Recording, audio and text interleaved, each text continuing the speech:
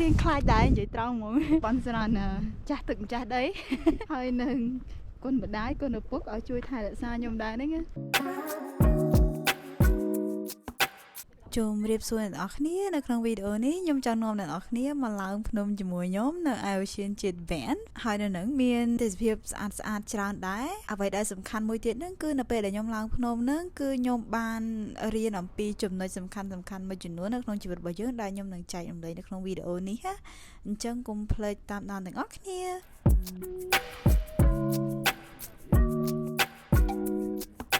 នេះគឺជាលេខល្បីមួយនៅក្នុង Ocean Jet Van ដែលមានឈ្មោះថាលេខ Louis និយាយទៅល្បីគឺដោយសារតែទឹកនៃបឹងហ្នឹងគឺពណ៌ខៀវឡើងស្អាតហ្មងដូចអ្នកនរគ្នាឃើញអញ្ចឹងអ្នកខ្លះគេមកគេថតរូបថតវីដេអូហើយគេទៅវិញប៉ុន្តែអ្នកខ្លះទៀតក៏គេនៅជិះខាយ៉ាកនៅលើបឹងហ្នឹងចំណែកឲ្យខ្ញុំក៏សម្រេចចិត្តថាក្នុងមួយថ្ងៃហ្នឹងខ្ញុំនឹងឡើងភ្នំទៅ Big Beehive ដែលមានចម្ងាយ5គីឡូពីបឹងនេះហើយអូខេ let's go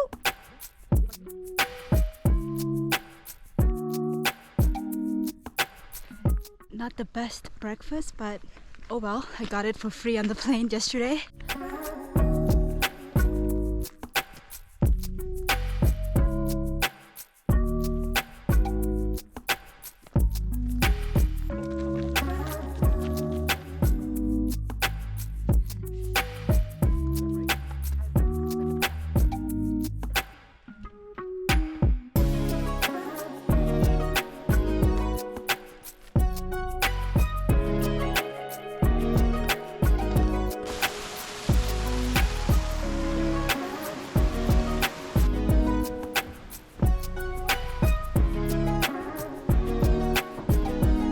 អូខេឥឡូវមកដល់ពាក់កណ្ដាលផ្លូវហើយនៅនេះមាន Tea Lodge មួយដែលជាកន្លែងដែលគេអាចឈប់សម្រាកដើម្បីញ៉ាំអីឬក៏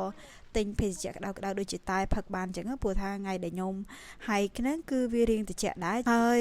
អ្វីដែលខ្ញុំចាប់អារម្មណ៍នៅនឹង Tea Lodge ហ្នឹងគឺថាដោយសារតែវាស្ថិតនៅកម្ពស់ខ្ពស់នៅលើភ្នំអញ្ចឹងអត់មាន running water ដែលជាទឹកឬក៏អគ្គិសនីអីទេគេមានតែទឹកគ្រប់គ្រាន់សម្រាប់ធ្វើម្ហូបអីចឹងណាហើយសូម្បីតែกระดาษបង្គន់ណាក៏អ្នកដែលធ្វើការនៅនឹងគេស្ពាយឡើងខ្លួនឯងដើម្បីទៅដល់ lodge ហ្នឹងអញ្ចឹងឯងបាននៅពេលដែលមានភ្ញៀវទេសចរទៅអញ្ចឹងគេប្រាប់ថាកុំឲ្យ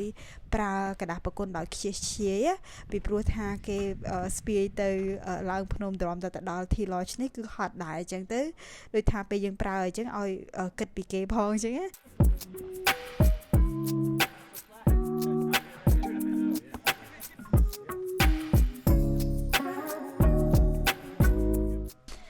ឥឡូវនេះខ្ញុំកំពុងដើរឡើងទៅកំពូលភ្នំកន្លែងកំពូលនេះតាមពិតគឺលើសគោលដៅដំបូងរបស់ខ្ញុំទៀតប៉ុន្តែចង់ទៅនឹងគឺដោយសារតែខ្ញុំសួរអ្នកដើរ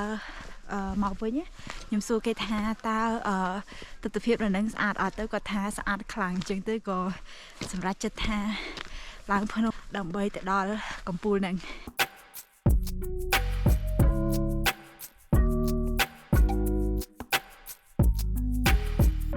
ខ្ញុំចូលចិត្តឡើងភ្នំដោយសារតែវាមានផលប្រយោជន៍ច្រើន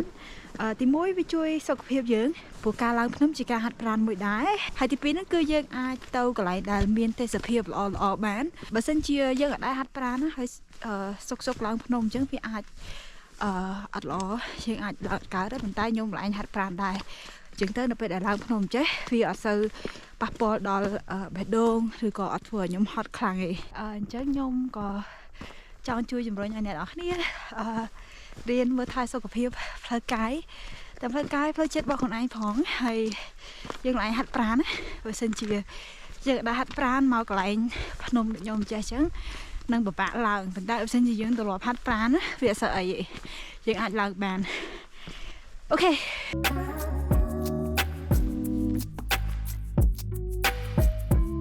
ខ្ញុំសប្បាយចិត្តនឹងខ្លួនឯងដែរដែលបានទិញបច្ជើងឡើងភ្នំសុបួលពីព្រោះថាភ្លៀងសិចៗចឹងអាចនឹងល្អិលបើសិនជាយើងអត់មានបច្ជើងឡើងភ្នំសុបួលណាមកខ្ញុំឈប់ផឹកទឹកសិនខ្ញុំចិត្តទៅដល់ហើយឥឡូវពងដល់ពាក់កណ្ដាលផ្លូវនិយាយទៅទោះបីជាវារៀងពិបាកបន្តិចមែនប៉ុន្តែតាមផ្លូវគឺស្អាតមែនតើមើលទេសភាពឡើងស្អាតហ្មងខ្ញុំឃើញគាត់ selfie ទៅក៏ជួយថតរូបឲ្យគាត់ទៅប៉ុន្តែគាត់លបោតដៃជ្រុះបកគោលមួយទៅក្រោម Were those rocks you? Sorry? Are those rocks you? Which rock? Somebody screamed incoming. We were down there. Oh. They're falling. Yeah, so I was taking a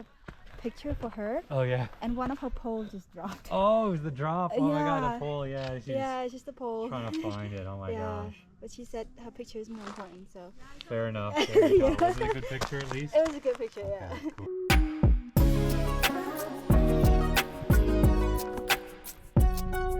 ខ្ញុំឈប់ដើម្បីផឹកទឹកព្រោះនៅកន្លែងដែលវាខ្ពស់ខ្លាំងចេះនៅកំពូលចិត្តកំពូលភ្នំតាមពិតយើងអត់សូវមានអុកស៊ីហ្សែនទេហើយយើងមិនត្រូវការអុកស៊ីហ្សែនទេអញ្ចឹងទៅក្នុងទឹកវាមិនមានអុកស៊ីហ្សែនក្នុងនឹងអញ្ចឹងទៅគឺនៅពេលដែលយើងហាយកន្លែងខ្ពស់អញ្ចឹងគេ recommend ឲ្យយើងផឹកទឹកឲ្យបានច្រើន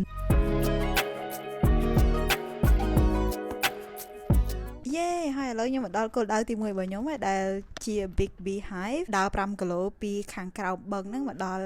ខាងលើនេះគឺជាទេសភាពខាងលើភ្នំនៃបឹង Lake Louise ហ្នឹងនិយាយទៅដើរឡើងរៀងហត់បន្តិចមែនប៉ុន្តែទេសភាពនៅគោលដៅឡើងធ្វើឲ្យយើងមានអារម្មណ៍មួយថាវា worth it អញ្ចឹងណានិយាយទៅដូចរឿងច្រើននៅក្នុងជីវិតរបស់យើងដែរពេលខ្លះវាអាចពិបាកបន្តិចដំបូងឬក៏មួយរយៈប៉ុន្តែនៅពេលដែលយើងទៅដល់គោលដៅហ្នឹងយើងមានអារម្មណ៍មួយថាសប្បាយចិត្តហើយ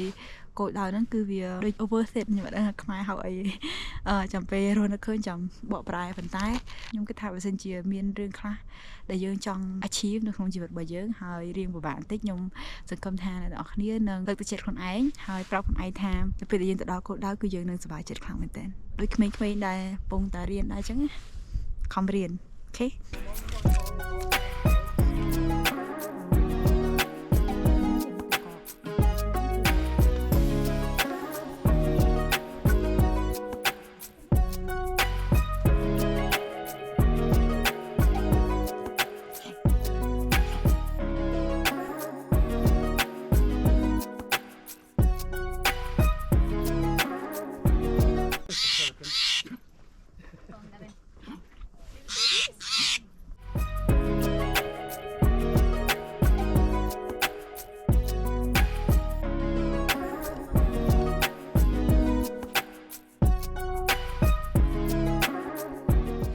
ឥឡូវខ្ញុំពងនៅតាមផ្លូវទៅកំពូលហើយឡើងទៀលមែនតើហ្មងមើលន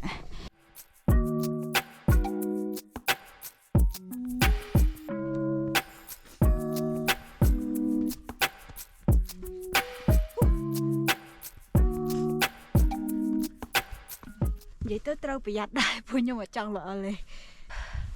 Oh my god ខ្ញុំត្រូវឡើងថ្មនេះ Okay ឈប់ record សិនព្រោះត្រូវការដៃពីរដើម្បីឡើងថ្មនឹង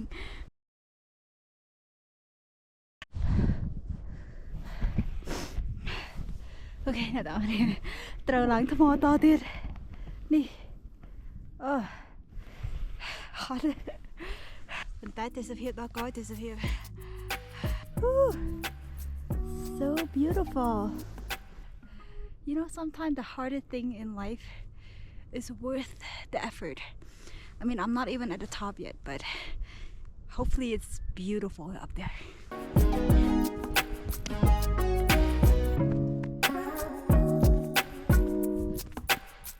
Oh my god. ខ្ពស់មែនតើឡើយ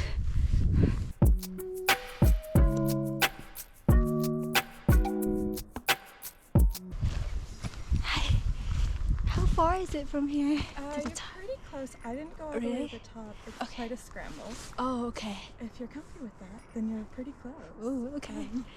This is pretty Like too. less than half an hour, or? I think so. Yeah. Oh, you're probably, perfect. But this is beautiful. It's so beautiful. Yeah. It's maybe 5 minutes, and then you. Oh, really? Okay, okay. And then All right. I don't know after that. Yeah. All right. Yeah. Thank you so much. Have a course. good day. You too.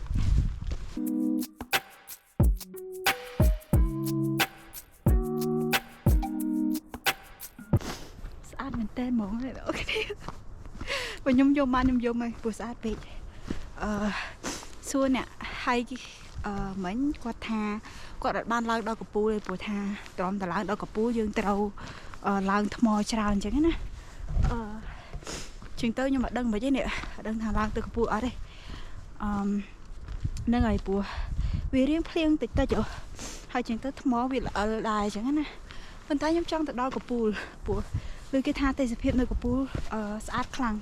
ប៉ុន្តែទោះបីជាបានដល់កំពូលក៏ទេសភាពនៅកន្លែងនេះក៏ស្អាតខ្លាំងដែរនេះ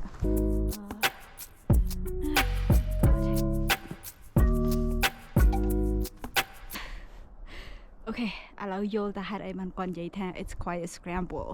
បើប្រហែលជាភាសាខ្មែរមកគឺថាវាថាយើងត្រូវឡើងច្រើន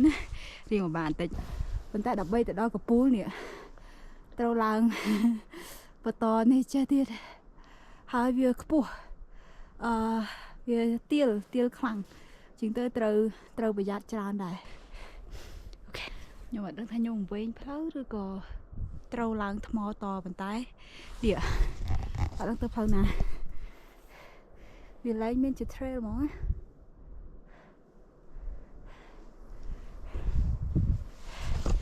អូខ្ញុំប្រហែលបកទៅវិញព្រោះអត់ដឹងទៅតាមផ្លូវណាខ្ញុំខ្លាចវែងទី1ទី2ខ្ញុំខ្លាចតែដើរតទៀតវាអត់ដល់កំពូលប៉ុន្តែខ្ញុំសម្រេចចិត្តថាទៅវិញអត់ឡើងទៅដល់ហ្នឹងឯងព្រោះថាបើសិនជាធ្លាត់ជើងណានេះអត់មានកន្លែងត្រូវឯងគឺទៅដល់ក្រោមនោះហ្មងហ្នឹងហើយអញ្ចឹងដើរទៅវិញខ្ញុំចង់រក្សាជីវិតខ្ញុំច្រើនជាងអត់មានឃើញតែគេនៅនេះឥឡូវខ្ញុំនៅនេះតែឯងហ្នឹងបើថាមានអ្នកដើរចុះមកអញ្ចឹងយើងឃើញយើងចេះសួរគេបានណាប៉ុន្តែឥឡូវតែឯងអញ្ចឹងទៅខ្ញុំ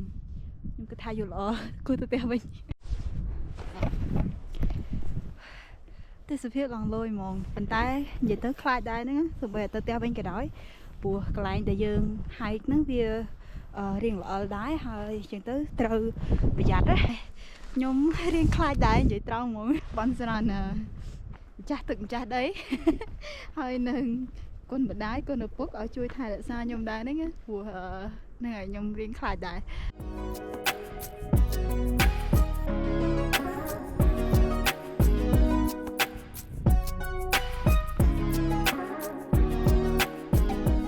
The view is just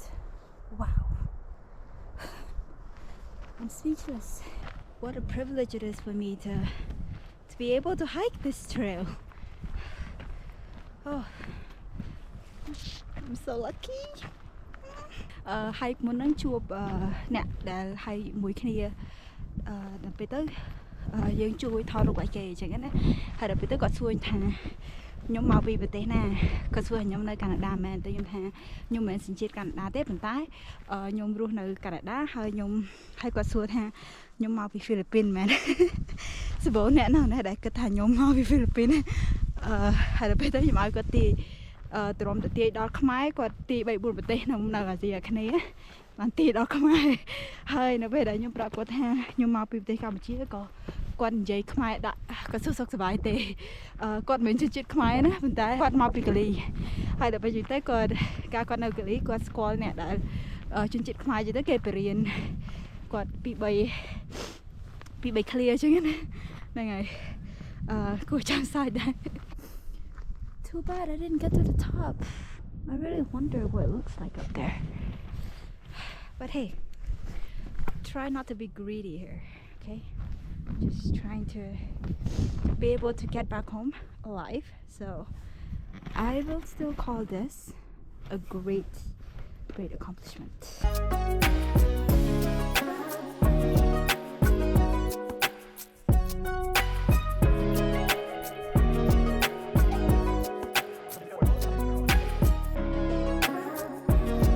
Rồi lỡ nhung nơi tam lỡ trở lọp từ hostel với nhauដើម្បី